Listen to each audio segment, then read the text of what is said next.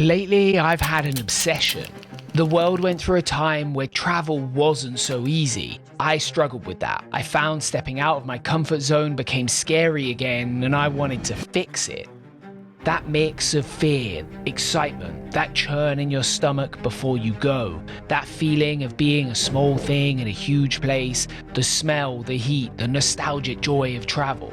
I love making travel videos, but there is a problem. Holidays are really expensive. They're a luxury. And the last time I looked in my wallet, well, but I think it can be done. I think these experiences can be had for far less. The barrier for entry can be lowered. So I set myself a challenge. What if you could fly, ride, experience something incredible and do it for less than the average city break? So I set out to make it happen. I Googled, I DuckDuckGo'd, I made rudimentary spreadsheets, and then it happened.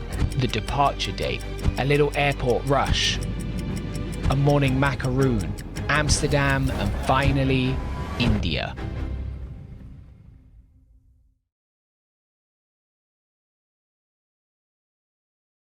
A challenge like this, well, it kind of needs rules and it needs a plan. The rules are very simple. The goal is for the whole trip to cost less than £850, including flights, accommodation, food, taxis, bikes, and fuel. Outside of that will be variable costs, like getting to the airport, travel insurance, and visas. These things are very variable depending on which country you live in, so we're not going to include them. Now, let's wind back the clock and explain how we even ended up in Delhi Airport to begin with. Now, around 6 months before we left, I started scouring for flights. I had a few destinations, a few ideas in play, and then I found it. Jack's Flight Club is a flight aggregator. They find cheap flights, you buy the cheap flights. And there it was, Delhi. Return, $450, including 23 kilograms of hold luggage. That is what we needed, and we booked them. After furious budgeting, I guessed we could do about 8 days in India, 6 days riding and scraping on budget. We needed to be careful with kit and a way to carry our clothes on our bikes without going over the baggage allowance. The Kriega Rollpack 40 is the perfect answer. I never wanted to do a trip like this alone. I wanted to do it with my people I want to share adventures with, and of everyone I asked, Sai and Joe said yes. Now Sai, well, he's a pretty accomplished rider. 1 Dakar finish, tons of enduro riding, and an absolute boatload of adventure riding and teaching. He is ready for this. Joe is not. Joe is a beginner. He passed his test 6 years ago when we made a 3-part film for BMW. Until 6 weeks before this trip, he hadn't ridden a kilometre, not one. He did some practice on a Royal Enfield, but really nothing was going to prep him for this. This was going to be a case of sink or swim. I'm pretty sure Joe was a swimmer. Oh yeah? 3 for 3. Oof. Success. All 3 bags have arrived. And the airport is delightfully air conditioned, which means that we haven't started sweating yet. Culture shock is defined as the feeling of disorientation experienced by someone when they're suddenly subjected to an unfamiliar culture, a different way of life, or a set of attitudes. And that took about 20 minutes for our first real dose of it.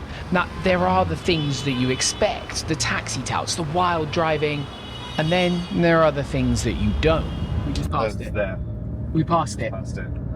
Back there. That was our hotel. Our taxi just drove straight past it. Like a bad documentary filmmaker, we kind of stopped filming to deal with the situation. The driver took us the wrong way. He went down a dark alley and we just could not communicate to him that we'd just passed our hotel. He took us to an empty building site. It was 4 a.m. The spidey senses, they were tingling. Now, after the stress of worrying about getting mugged in the first hour, we eventually got the driver to the right place. To really hammer home the point, we paid about double the going rate. You know it's fancy though, isn't it? Tulips. What did we pay? £7 a night each. This is what £7 a night gets you, which I think is freaking alright, actually. Growing up in the UK, watching 5 channels on TV meant that at some point you watched Michael Palin or Joanna Lumley cross India by train. It's iconic. And so that is how we escaped Delhi and we headed north towards the mountains. This time we decided to get an Uber. He went to the petrol station before he picked us up, and then we spent 10 minutes arguing about whether our bags were going to fit, and suddenly we nearly missed our train. Culture shock lesson number 2. Leave way too early. We had to run for the train, and we're country boys with sensitive lungs. And also this sweat line is from running for the train. Look at that. She was warm.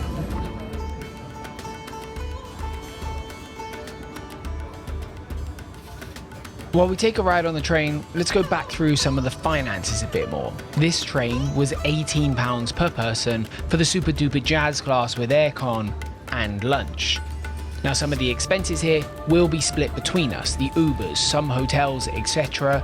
The rough budget was £15 per day for bike rentals, £15 per night for accommodation, and £10 per day for food. We then add fuel on top, and hopefully not a ton more extras. It is a bit runny and the train is a bit shaky. They love that, apparently, in India.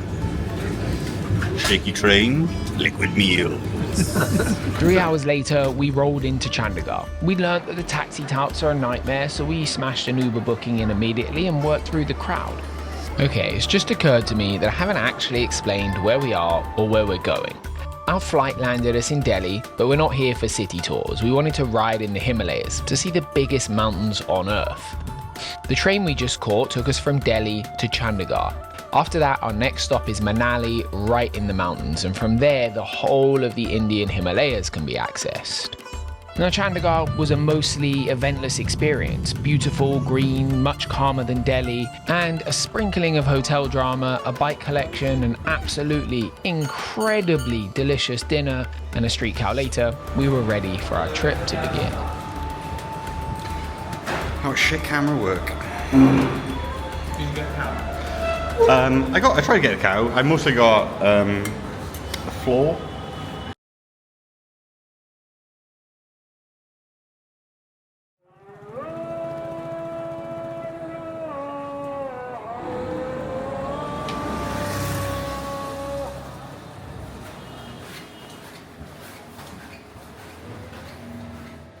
A huge part of traveling in India is not the scenery, it's India.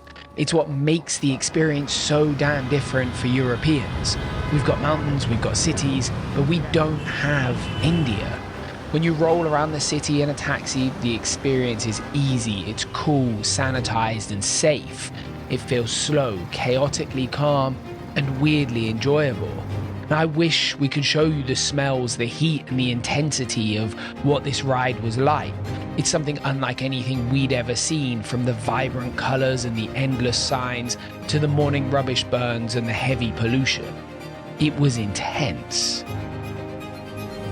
It was actually really hard. The temperature was pretty high from about 9 in the morning. So it wasn't just like a hard day for a beginner rider or something like that. It was a hard day. Getting out into the hillside, out in the mountains, very different experience. And I think more the kind of the India that I wanted to see, that I was excited to see when Theo talked about doing this trip. Culture shock comes in a lot of forms. Often the bits of culture that stand tall are wonderful. This guy, he fed us cake, he watered us, and he offered us accommodation. We didn't know him, and he didn't know us.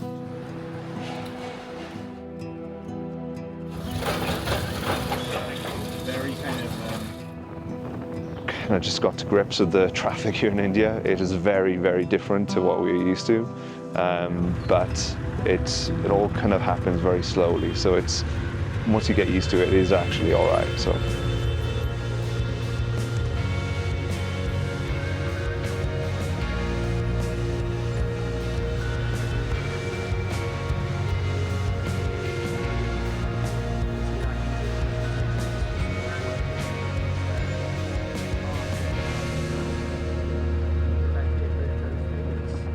It was alright up until we started to come into the mountains, and it just became really slow, didn't it? Traffic was slow. It was hectic. Finding anything is nearly impossible because nothing is where it should be on a map. So that's fun. But it's been good otherwise. I've got nothing more to say. That's the end. There is a funk in here that wasn't here when I came in. Funk. A funk. It's like smell. Yeah. No, it's odor. Day 1, Chandigarh, Manali, done.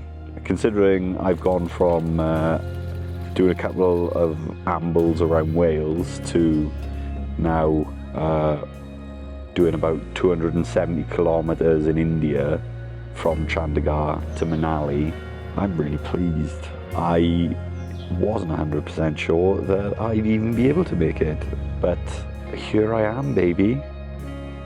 Right, check in for day 2 when I will have broken my legs on the side of a Himalayan mountain.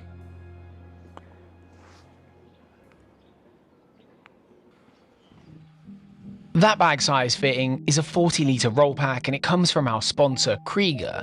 It is quite possibly the perfect bag for this trip.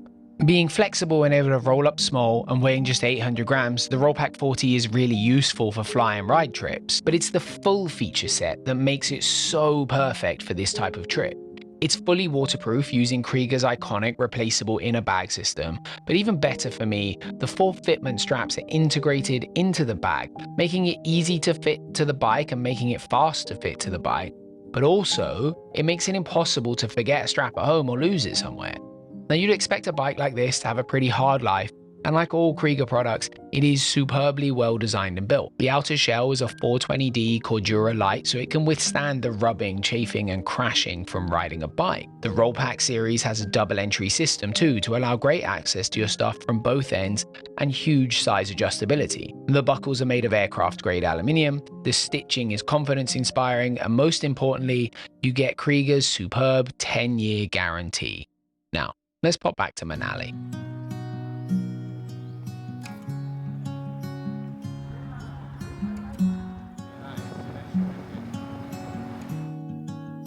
Now that we'd made it to the foothills of the tallest mountain range on Earth, the goal was to go and look at them, to see what a 6,000 meter peak looks like from the bottom. There is another lesson here about planning through Google, but in short, our original plan was to visit the beautiful Spiti Valley over here. We couldn't do that. Too much snow at this pass meant it wouldn't be possible to get all the way through. So that plan went in the bin and we moved to plan 2. Try and ride through the recently opened Zanskar Valley here. We'd stay one night at 3,200 meters in Jispa and then tackle the 5,000 meter plus pass the next day.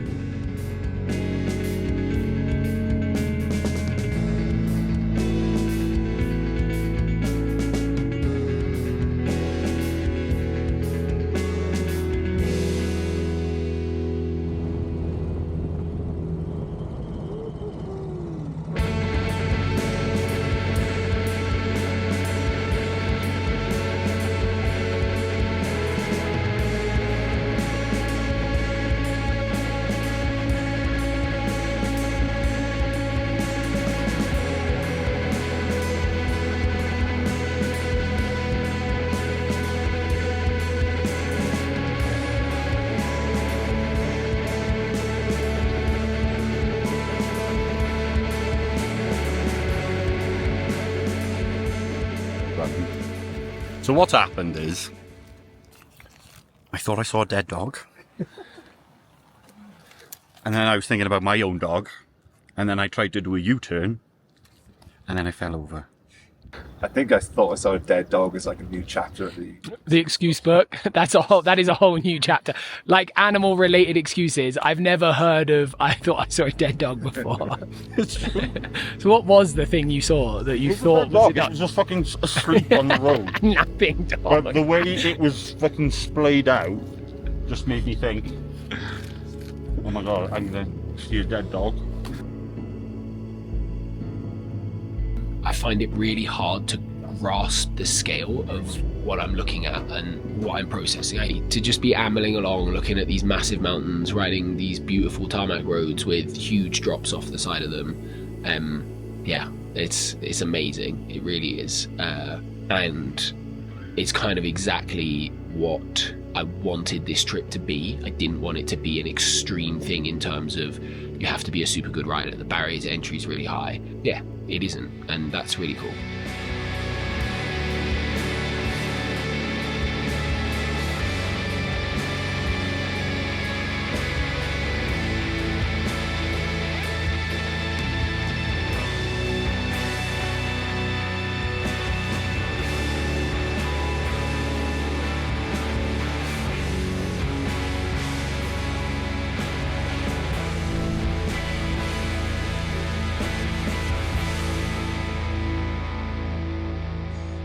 altitude is shit. This does not feel fun. This is always a side effect of this. But I think all of us, I'll show you.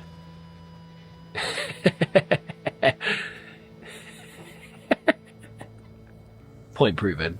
Yeah. I just feel like someone's like filled my sinuses up and then punched me in the face a few times.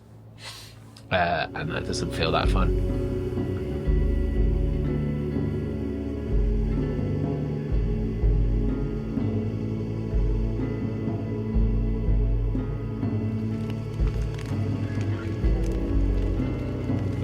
The flavour is spice. Firstly, I feel like ass. I feel like I've got the worst case of the flu I've ever had. But we're at 3,200 meters or something, and that is taking its toll. I know I look like crap and I feel like crap. My oxygen levels are low. I've got terrible headache, flu-like symptoms. So that's fun. Worth keeping an eye on anyway. Sometimes life just doesn't go to plan, and as Sai and I dragged ourselves into bike kit, barely functional, we got news that Shinkula Pass, well, it wasn't open. Bikes were banned, it was alternate day traffic only, and we were on the wrong day, so there was no chance of us getting across. That meant we're on to plan 3, a new route, a welcome recovery day, and hopefully a little bit of sleep. We tackled some admin, found an ATM, got some fuel, and plodded along, marveling at the scenery and the never-ending chaos. As days in India go, this one was delightfully uneventful. It was exactly what we needed. There isn't a story to tell, more just things to see, so here's a little montage.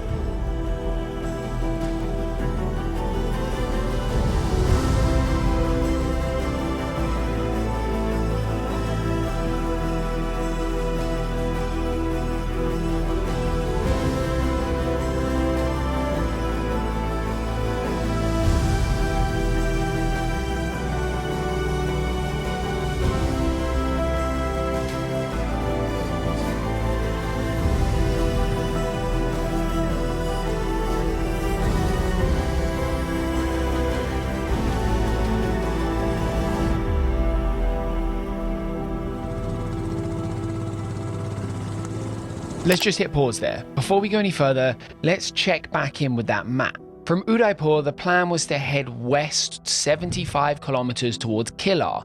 Now, 75k doesn't really sound like that far, but in India, you don't really measure in distance, you measure in the time it's going to take you to get there. Keep that in mind.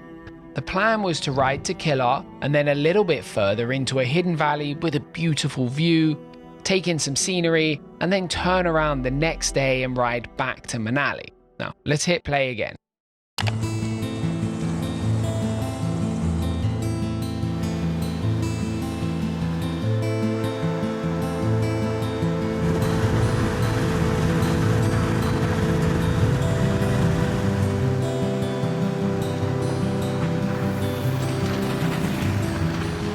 Now that you're in the water, just take your time with pulling away. Like, you're just going to have to be quite patient and it'll creep, but you just got to creep with it. That's it. Yeah, nicely done, man. Just keep it nice. That's it. Keep it nice and calm and it'll kind of climb its way out. That's it. Keep it moving. But keep paddling. Keep paddling. That's it. Keep it going. Oh, dude, tight. As we rode, the terrain grew slower and that drop, well, it got bigger. Traffic kept flowing and the sun really started to bake us. And then...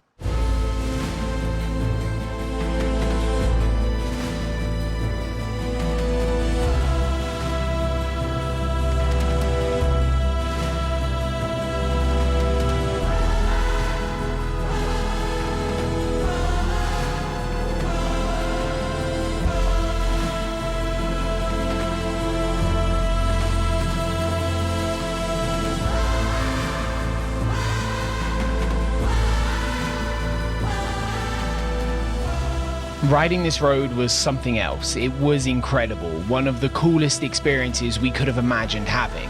It was something you see in crazy adventure films and we were living it. But damn, it was nerve-wracking.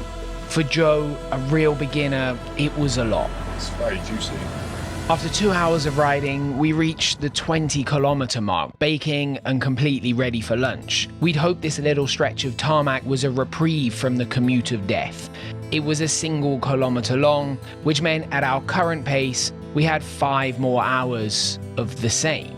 We'd come to experience India together, to share the experience and see this wonderful country as 3 great friends. We'd come to have a look and return home with stories of grandeur in one piece. Calling it quits always feels like a failure, but this time it didn't feel like the place to be pushing Joe's limits. Cracking on would have meant Joe riding the longest day of his life today, followed by double tomorrow on a risky road at the limit of his skill and knowledge. We made the call, and it was the right one.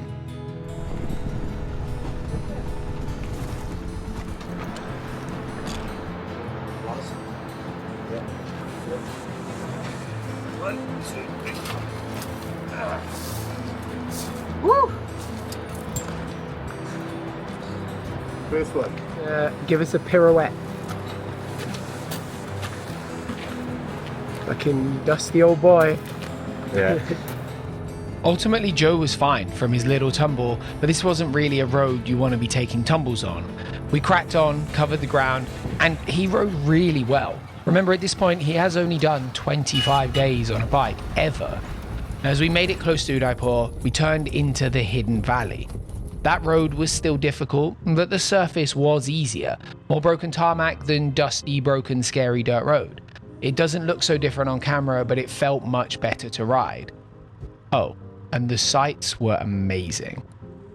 Glacier after glacier, huge melt rivers and mountains to never forget.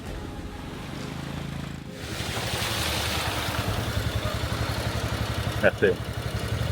Nothing to do.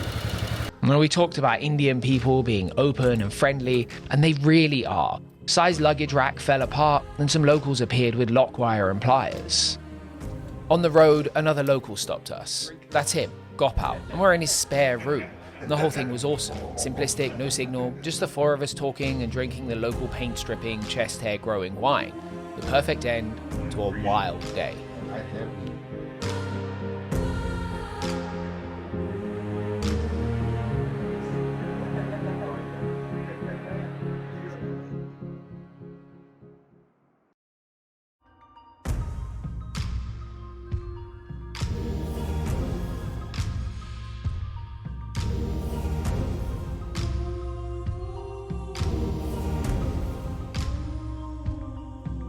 That morning, leaving Gopal's homestay had a weird feeling. Just 24 hours earlier, we'd been wrestling with this idea of failure, and as we rode down this incredible valley with a camera full of stunning images, a wave of accomplishment came through. We were back in known territory, roads we'd done, things we'd conquered. We had a lovely hotel booked for the night, just one more day of riding to get through, and it felt wild. It was pretty sketchy, big drops off the left, a few stream crossings and glaciers and all that jazz. So yeah, we got to the bottom of that. I was pretty relieved to have finished the off-road section, just because it's probably the stuff that Joe's done the least of. So glad to get through all that intact, really.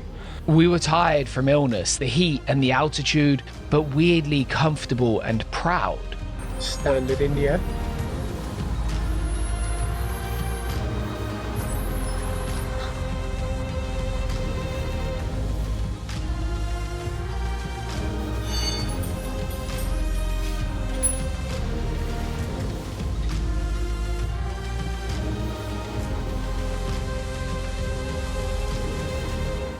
Yeah, we just started riding back to Manali on the road, and it got progressively busier and busier as we came back. And when you've been in the mountains a few days, and it's quite quiet and everything's moving I would say more like a British pace. But as we moved closer to Manali and closer back to the tourist hotspots, it got wild. It just really quickly started to unravel. It was insane, worse than before, hectic and loud. The quiet days were over and the nerves were shot. It was a roller coaster of huge emotions, of enjoyment and success, and the comedy of Indian traffic, and the adrenaline of nearly being crushed by a flatbed and having a car crash. In those 2 hours of returning to civilization, more happened than had happened in the week before. It was everything India is by bike into a single feeling, a single moment. The relief of making it to the ride in was immense.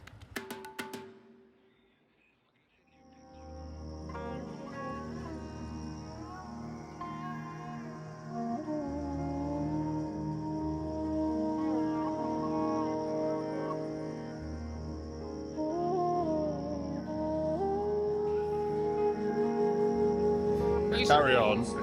It was really nice to have a fucking hot shower. Showers are rad. Yeah. They are a great invention, and I feel very privileged to have just had one. 15 curries in a row. Sigh. It's pretty excited for a pizza.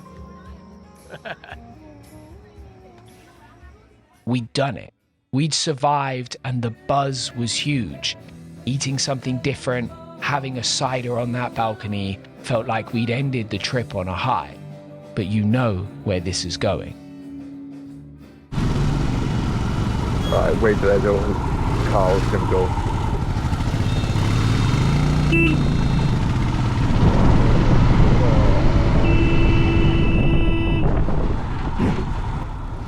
Joe, you right?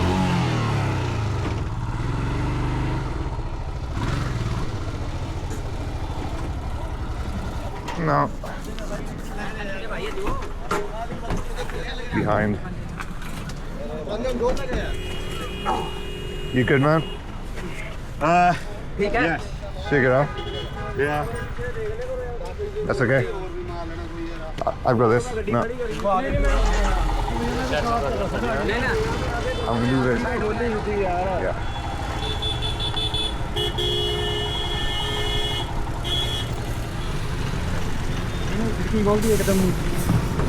So, you right, man? I'm good. I'm good. Take it off. Fuck, man.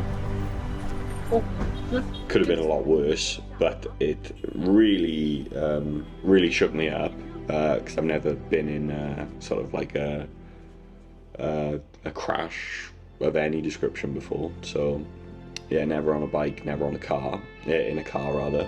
So, yeah, that was a bit of a shock. But obviously, this is why you do things with your two best friends, because they were awesome, total kind of professionals. And look, this is India. In a country of 1 billion people, everything can happen. As we picked Joe up from being run over on the hectic, humid streets of Mandi, the reality came crashing down on us. We still had 3 full hours of this left. It was the most hectic riding we'd ever done, and it felt completely like survival. It was the 3 of us checking each other, keeping each other alive as we battled the 40-degree heat, dragging our tired selves back to that rental shop.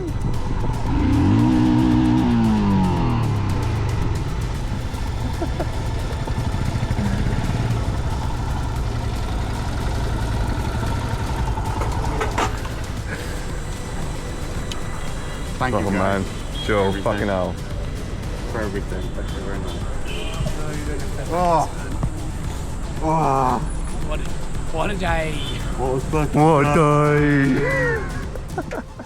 so I'm not an experienced rider. So for me, there was a lot of, it was just every time you're on the bike, you're fully concentrating, fully engaging with the road, the terrain, the traffic, the people, the sound, the noises. So when I got back last night, I was not only just like physically shattered, but just mentally totally drained.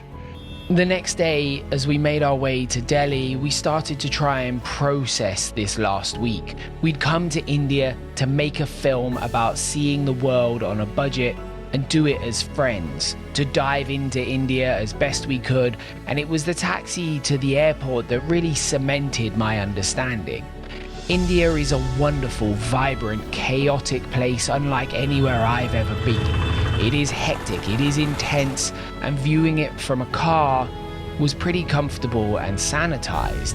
Living it on a bike was raw and challenging, intense, beautiful, memorable, and life-changing. It is an India I will be forever grateful to have experienced and to have done it with my 2 best friends.